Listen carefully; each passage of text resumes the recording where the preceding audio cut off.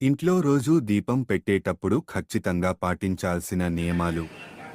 దీపారాధన చేయడానికి ప్రతిరోజూ తలస్నానం చేయక్కర్లేదు. మామూలు స్నానం చేస్తే చాలు. ఎప్పుడు కూడా ఇనుప ప్రమిదలో దీపం పెట్టకూడదు. బంగారం, వెండి లేదంటే మట్టి వాటిలోనైనా దీపం పెట్టొచ్చు. దీపపు ప్రమిదని ఎప్పుడు కూడా నేల మీద పెట్టకూడదు. అప్పుడు దీపాన్ని అగౌరవపరిచినట్లు అవుతుంది. దీపారాధనకి ఆవు నెయ్యిని ఉపయోగిస్తే మంచిది. లేదంటే నువ్వుల నూనె కూడా వాడొచ్చు. కొబ్బరి నూనెతో అయినా దీపం పెట్టొచ్చు. 2 పూట్ల దీపం పెడితే ఆ ఇంట్లో లక్ష్మీదేవి కొలువై ఉంటుంది.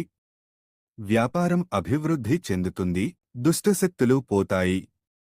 నిత్యం దీపారాధన చేస్తే గ్రహదోషాలు పోతాయి.